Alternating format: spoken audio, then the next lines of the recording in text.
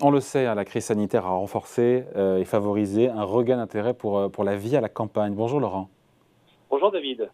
Laurent Saillard, est-ce qui est avec nous? Journaliste au magazine Le Revenu, je ne l'entends pas. Oui, bonjour David. Bonjour Laurent, ça va? Ça va? Bon, parlez-nous un petit peu de l'évolution justement du prix du foncier en zone rurale. Est-ce que c'est corrélé à l'intérêt et l'attrait justement de la campagne et de la ruralité par beaucoup de Français? Oui, alors c'est vrai que, comme vous le disiez, il y a eu un effet favorable avec la crise sanitaire. Alors on a une étude qui nous donne des éléments chaque année, qui est faite par les sociétés d'aménagement foncier et d'établissement rural, ce qu'on appelle les SAFER, qui font une analyse des marchés fonciers ruraux. Alors en fait, ce qui est intéressant, c'est que on voit notamment qu'il y a un certain nombre d'anciens corps de ferme, quand ils sont vendus pour devenir des maisons de campagne. Là, c'est un bien qui a connu un vrai regain d'intérêt, alors qu'on sait que il y a eu de longues années de désaffection. Mais globalement, tout le segment dont vous parliez, c'est-à-dire aussi les terres, les forêts, les vignes, tout ça, c'est en nette reprise. Quelques chiffres clés. Ça fait à peu près 400 000 transactions au total sur tous ces biens que j'ai cités, plus 22%, une progression des surfaces échangées de 16%. Et au fond, si on prend tout ça globalement sur un an, en 2021, la valeur de toutes les transactions, ça fait près de 50 milliards d'euros, plus 33%. Mais attention, en fait, il y a quand même un revers de la médaille, parce que si toutes ces transactions ont lieu, ça veut dire aussi que le monde agricole va mal, qu'il y a toujours il y a une difficulté sur la transmission, une difficulté sur les métiers agricoles.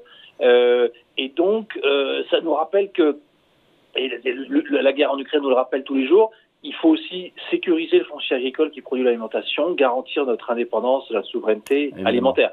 Voilà. Et donc, c'est aussi le symptôme de ça. Ces bons chiffres, si j'ose dire, sont aussi le symptôme de cette situation. Et l'évolution, Laurent, des différentes composantes justement de ce marché? Oui, alors si on reprend ces différents biens, alors là encore on est sur des moyennes, mais c'est le travail que font les SAFER est vraiment intéressant parce qu'il est très très documenté. Reprenons l'exemple de cet ancien corps de ferme, donc un bien bâti résidentiel qui est vendu avec un terrain d'environ par exemple 5000 m², libre de bail d'exploitation agricole, bien sûr. Les SAFER nous disent qu'on est sur une moyenne d'à peu près 200 000 euros et sur un an ça fait une augmentation de plus 9% sur le prix.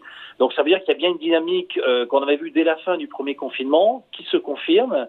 Et quand on regarde les transactions, sur ce type de transaction, on est à plus 21.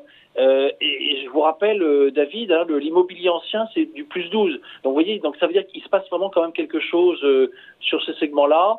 Et c'est assez réparti sur les régions classiques, on va dire. Mais alors, peut-être pour l'anecdote, il y a quelques départements qui se distinguent dans cette hausse des prix. Là, on parle des maisons de campagne. Alors, on parle toujours uniquement de ces maisons de campagne qui sont des anciens corps de ferme vendus et qui ne seront plus utilisés pour l'exploitation agricole. Ouais. Et là, sur le prix, il y a les Landes, la Dordogne, la Haute-Savoie, on est sur du plus entre plus 11 et plus 14%. Et du côté des vignobles, ça donne quoi? Oui, alors si on s'intéresse effectivement aux vignes, là aussi, c'est des moyennes. Les prix, on va dire, alors on est obligé de mettre le champagne de côté parce que les terrains de champagne, curieusement, en fait, depuis plusieurs années, ils sont à la baisse. Donc, si vous retirez le champagne et vous regardez uniquement les vignobles sur les autres vins, vous avez globalement plutôt des prix en hausse, mais avec des grandes disparités parce que dans le même temps, vous avez une forte chute de la production viticole. On est à moins 20% à cause du gel, à cause des maladies. Et donc, les transactions, elles aussi, elles augmentent de plus de environ plus 15%. Là, attention, ça veut dire aussi que ça peut vouloir dire que là aussi il y a un malaise, il y a une difficulté sur l'exploitation et sur la rentabilité des exploitations. Mais bon, c'est toujours pareil, c'est des appellations prestigieuses qui tirent le marché, notamment sur bien sûr les appellations d'origine contrôlée, sur tout ce qui est l'univers des eaux de vie, enfin le cognac, l'armagnac aussi. On voit des appréciations sur les prix, mais pour ce qui est intéressant pour l'investisseur auquel nous parlons, c'est de voir l'essor des groupements fonciers viticoles, les GFV. C'est un peu l'équivalent des SCPI pour la vigne, si vous voulez. Et là, on voit que dans ce mode de gestion, là, il y a effectivement un regain d'intérêt. Et donc, bon, pour le coup, sur ces segments sous-jacents, il y a une légère progression, donc c'est plutôt bien pour l'investisseur. Quelques chiffres clés, en gros, là, sur les vignes, on est, d'après les SAFER, on a un hiver quand on est sur les appellations d'origine contrôlée hors Champagne, on voit que les prix, c'est du plus 2,4% sur un an. En prix moyen, c'est du 80 000 euros l'hectare, pour donner une indication. Mais encore une fois, après, il y a une très grande disparité ensuite dans le détail. Bon, il nous reste à parler des forêts. Quid des forêts? Oui, parce que là, il se passe, outre l'aspect vraiment écologique, il se passe vraiment quelque chose. Oui. Parce que vous en parlez, David, vous savez, il y a une très forte augmentation de la demande de bois, notamment à cause des ruptures d'approvisionnement avec l'Asie, avec la Finlande, et aussi parce qu'on se rend compte que finalement, on n'est pas assez autosuffisant dans la production de bois. Alors là, c'est vrai que sur les forêts, on voit sur un an plus de 20% de hausse des transactions, environ 14% des surfaces de hausse des surfaces échangées.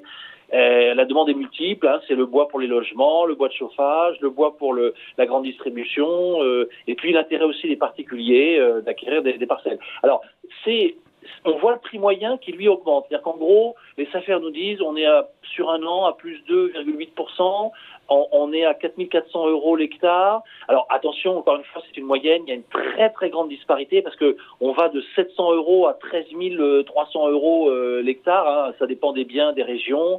Il y a des zones évidemment plus attractives, le sud-ouest, le nord du bassin parisien. Il y a aussi le type d'essence, hein. Est-ce qu'on est sur du pain maritime, sur du chêne, etc. Et en fait, en tout cas, on voit que les massifs, en tout cas les massifs les plus grands, hein, quand on est sur plus de 100 hectares, là il y a un léger repli en revanche. Mais très certainement, cette filière bois, elle va être stimulée par les nouvelles mesures environnementales et puis la relocalisation. Alors là aussi un chiffre clé. 4 400 euros l'hectare, je vous disais, c'est le prix moyen d'une forêt, si on veut garder un chiffre en tête. Et sur un an, hausse des transactions, hausse des prix de presque 3% sur un an. On se dit quand même que tout ça, on finit là-dessus, Laurent, c'est destiné, que ce soit un corps de ferme à rénover, une vigne ou une forêt. C'est pour un investisseur qui est passionné sûrement, mais qui est professionnel, Oui. non, enfin, qui est averti. Oui.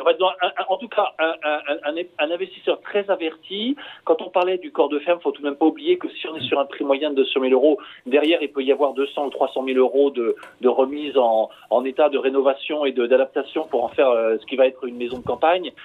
Sur les forêts et les vignes, là aussi, il vaut mieux être passionné parce que la rentabilité n'est pas garantie. On est sur des univers qu'il faut bien connaître, très particuliers. Et sur les vignes, on sait que la rentabilité, elle existe que sur le très haut de gamme, et sur les forêts, il faut vraiment effectivement avoir un seuil critique pour atteindre des niveaux de rentabilité intéressants. Mais en revanche, il y a une dimension plaisir. On peut aussi, en tant qu'investisseur, avoir du plaisir à être dans un groupement foncier ou un groupement forestier parce que on a envie, de suivre le vignoble qu'on aime bien ou d'avoir une part de la forêt qu'on adore. Voilà. Il y a aussi une dimension plaisir à ne pas négliger. Allez, tout ça à lire évidemment, on va voir la couverture, la une du revenu de cette semaine. Découvrez les vrais prix du foncier. Qu'est-ce qu'il y a d'autre à lire pour nos amis boursiers? Oui, écoutez David, on revient aussi un petit peu sur les profils de valeur parce que ça bouge beaucoup en ce moment qu'il faut avoir dans son portefeuille entre les cycliques, les défensives, les valeurs de rendement, de croissance ou les valeurs spéculatives. Et puis on revient aussi sur quelques-uns de nos conseils gagnants, notamment Carrefour qui a gagné près de 50% depuis notre dernier conseil d'achat et donc on a un environnement difficile mais où il reste toujours, quand on est sélectif, des bons investissements à faire. Voilà, donc c'est à dire tranquillement ce week-end dans le magazine Le Revenu. Merci Laurent. Bye. Merci David, bon week-end.